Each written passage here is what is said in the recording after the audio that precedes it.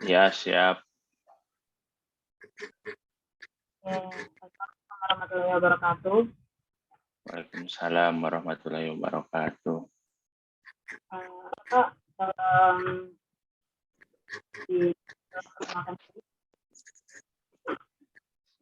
Perkenalkan dulu. Oke. Nama saya Muhammad Farhan. Saya seorang praktisi IT. Sudah hampir 10 tahun mengajar subjek computer science atau ilmu komputer.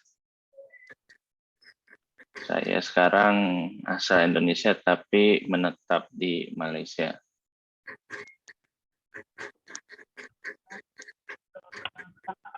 menurut Bapak pengertian media itu apa? Media sosial. Oke, media sosial ini sebenarnya berasal dari social network. Oke, atau jaringan sosial. Jaringan sosial itu adalah hubungan atau perhubungan antara seorang individu dengan individu lain di dunia maya. Oke, itu basisnya. Kemudian dari situ, dari hubungan pertemanan ini bisa kirim-kirim gambar, kirim-kirim video gitu. Nah, video gambar ini ialah satu media atau medium. Jadi dipanggil sebagai sosial media. Kedua, apakah media sosial berkembang seiring zaman? Apakah media sosial apa? Apakah media sosial berkembang seiring zaman? Apakah sosial media berkembang seiring zaman? Ya iya, berkembang. Dari kan dulu kalau misalnya mungkin kalian belum lahir lagi ya. Dulu pertama kali sosial network itu ada namanya Friendster. Dari situ nggak lama kemudian ada Facebook. Nah, dari Facebook ada lagi Instagram yang lain-lain dan terus berkembang sampai saat ini. Panggil metaverse ya untuk di dunia virtual. Artinya hubungan sosial media bukan hanya kirim-kiriman teks lagi, tapi mungkin dah bisa ketemu secara virtual di dunia maya seakan-akan orang teman kita itu ada di depan kita gitu. Yang ketiga, kira-kira apa saja dampak positif dari sosial media? Dampak positif sosial media. Oke, dampak positifnya ialah kita bisa melebarkan hubungan pertemanan. Oke, dulu biasanya teman-teman kita dari sekolah atau dari tetangga di rumah, oke, atau kalau yang udah kerja dari teman-teman kerja dalam kawasan yang relatif lebih kecil gitu. Dengan sosial media sekarang kita bisa berteman dengan kawan-kawan dari luar negeri, dari provinsi lain, gitu, dari suku bangsa agama lain dan sebagainya. Apalagi zaman pandemik, semua orang nggak bisa keluar rumah, jadi untuk agar masih bisa berkomunikasi yang lain menggunakan sosial media atau sosial network gitu. Itu positifnya dari sosial media. Dan juga kadang mungkin kalau yang udah tua-tua ya, bisa ketemu teman-teman lama gitu. Kira-kira dampak negatif yang Bapak rasakan dari media sosial apa saja? Wah, banyak. Oke, negatifnya dari sosial media ialah kadang kita jadi lupa waktu. Nah, jadi kayak asik mainan Facebook, asik mainan Twitter, Instagram sampai lupa waktu. waktu, lupa belajar, lupa mandi, lupa makan, dan semuanya gitu. Dan juga terkadang sosial media ini disalahgunakan, contohnya untuk menyerang seseorang atau untuk membuat fitnah, menyebarkan berita yang nggak betul, dan semuanya. Jadi kita harus melihat sosial media ini seperti pisau. Oke, pisau ini ada sisi baik dan ada sisi buruknya. Sisi baik pisau bisa buat masak, bisa buat memotong sayur, buah, daging, dan sebagainya. Tapi sisi buruknya pisau ini dia bisa melukai orang, bisa untuk perbuatan kriminal dan sebagainya. Jadi kita harus bijaksana dalam menggunakan sosial media, tidak terlalu berlebihan, secukupnya aja. Yang kelima, menurut Bapak, apakah dampak media sosial juga ada dalam anak di bawah umur? Oh, ada gitu, karena jadi gini, anak bawah umur ini cenderung dia menerima apapun informasi yang masuk sebagai yang betul gitu. Jadi kemampuan untuk membedakan antara yang betul dengan yang salah ini terbatas berbanding dengan orang tua gitu. Jadi dampaknya itu bisa sangat signifikan. Jadi kalau misalnya lingkungan media sosial dia nggak bagus, ya bisa berbahaya kepada perkembangan anak-anak tersebut, perkembangan anak tersebut, terutama di bawah umur. Jadi bawah umur ini harus dilindungin karena mereka lebih cenderung innocent atau nggak bersalah, mereka belum tahu apa-apa yang sebenarnya. Untuk itu sebaiknya kalau masih di bawah umur, kalau seboleh-bolehnya jangan bermain sosial media dulu, biar berkembang, biar bersosialisasi secara natural, atau kalau bahasa Melayunya semula jadi gitu. Jadi biar semua merasai masa kanak-kanak, masa tumbuh dengan kawan-kawannya gitu, berbanding bermain sosial media. Yang keenam, menurut Bapak bagaimana cara mengatasi kecanduan media sosial? Oke, kalau nih yang belum bermain media sosial, jangan gitu, jangan coba-coba. Udah coba nanti ketagihan, repot, mau berhenti. Kalau misalnya udah terlanjur, coba dibatasin. Misalnya 1 hari batasin aja 1 jam pakai. Setelah itu masukin handphonenya kayak komputernya kayak lemari, kuncinya kasih orang lain pegang gitu. Jadi dibatasin. Sekarang ini kan ada banyak software yang bisa dipakai untuk membatasi akses. Jadi bisa mengurangi kecanduan. Mungkin kalau misalnya udah kecanduan, mau berhenti total tuh agak susah ya. Jadi coba dari sehari yang bisa sampai 6-5 jam, kurangin jadi separohnya. Setelah kemudian separohnya lagi sampai pada kadar yang apa dipanggil?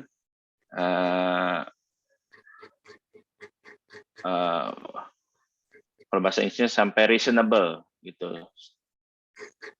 Kalau misalnya udah itu, coba sibukkan diri dengan aktivitas lain, main bola kayak, main badminton kayak gitu. Yang ketujuh, apakah pengawasan orang tua terhadap aktivitas anaknya di media sosial itu penting? Oh, sangat penting. Tadi kan saya kasih tahu karena anak di bawah umur ini kemampuan untuk memilah antara baik dan yang tak baik ini terbatas gitu. Artinya peran orang tua sangat penting untuk membimbing, membantu, atau mengajarkan anak-anaknya mana yang baik dan mana yang buruk. Gitu. Karena di media sosial ini dia nggak ada filter, nggak ada sensor. Jadi siapa apa aja bisa aja dianggap betul, padahal belum tentu betul. Gitu. Jadi memang peran orang tua sangat penting. Makanya kalau lihat kayak mau buat akun baru di Facebook, Instagram dan lain sebagainya kan ditanya udah di atas 18 tahun atau enggak atau 13 tahun. Jadi di beberapa negara dianggap sudah dewasa tuh ada yang 18, ada yang 17 gitu. Jadi karena mereka juga perusahaan sosial media ini mempunyai tanggung jawab sosial juga untuk membatasi akses kepada orang di bawah umur. Jadi memang harus dilindungi. Yang ke-8, kira-kira apakah media sosial mengganggu privasi dan waktu dalam kehidupan Anda? Oh iya, contoh kadang dia gini, kalau misalnya digunakan secara wajar, is okay. Tapi kalau udah berlebihan, itu jadi udah nggak wajar. Contoh dulu kalau mau makan diajarinya apa? Coba, kalau makan diajarinya apa? Sebelum makan. Baca doa dulu kan? Doa dulu. Sekarang apa sebelum makan? Sebelum makan. Ambil gambar dulu dong untuk posting di Instagram. Ya. Jadi gitu itu kan nggak bagus. Jadi harus berterima kasih dulu kepada Tuhan Yang Maha Esa, kepada Allah udah ngasih rezeki makan ini. Terima kasih, nanti ambil gambar dulu. Yang penting itu kan udah nggak betul gitu. Jadi privasi kadang mau pergi kemana dimonitor aja, ini buat apa? Saya mau pakai baju merah dikomentarin, pakai baju merah nggak pantas, ya suka-suka saya, baju saya gitu. Jadi apa ya? Jadi inilah, jadi nggak karuan gitu. Jadi sebaiknya batasin. Kalau misalnya emang ada keperluan pakai sosial media, coba post yang bermanfaat gitu. Contohnya mungkin share kayak tips-tips untuk belajar gitu, atau mengenai ilmu pengetahuan seperti itu. Kalau mau promosi barang ya boleh, tapi jangan terlalu ekstrim lah seperti itu. Jadi sampai kalau nggak posting, nggak tweet itu rasanya sakit badan. Itu jangan. Yang ke-9, bagaimana cara Bapak menanggapi hal-hal negatif dalam media sosial? Oke. Kalau gini, caranya ialah dengan banyak membaca. Dia ada prinsipnya gini, segala sesuatu itu salah sampai kita bisa buktikan kebenarannya.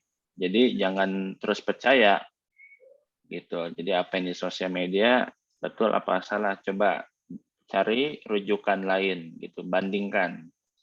Kalau misalnya katanya sosial media 1 tambah 1 itu 4, jangan terus percaya 1 tambah 1 4. Enggak, lihat dulu reference lain gitu. Atau kadang kalau di sosial media, kata siapa ini dunia mau kiamat, maknya lihat dulu rujukannya tuh sahih apa enggak gitu, betul apa enggak, sudah dibuktikan secara akademis atau belum gitu. Jadi memang harus rajin membaca. cross reference dan coba kadang kalau postingnya itu nggak masuk akal ya udah tolak aja gitu.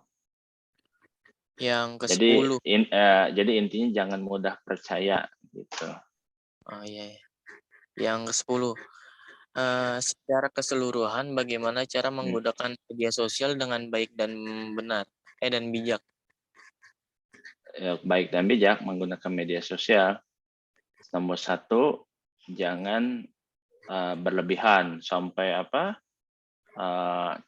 kan ada tuh artis-artis yang suka umbar kemewahan, kekayaan, nggak perlu gitu. Ya, yang cukup-cukup aja gitu, secukupnya. Pakainya pun coba dibatasin, jangan sampai mengganggu waktu belajar, waktu bersama keluarga, waktu bekerja gitu. Batasin aja. Dan anggap sosial media ini sampingan gitu. Kalau ada bagus, kalau nggak ada ya udah nggak apa-apa gitu. Tapi kalau misalnya pengen menggunakan sosial media nih untuk menjalin silaturahmi, nah itu boleh aja, bagus gitu. Mana tahu contoh, wah saya ini lagi cari kerja ini, posting. Saya lagi nyari kerja nih, ada kerjaan nggak? Kan karena perhubungan kita luas, oh ada gitu.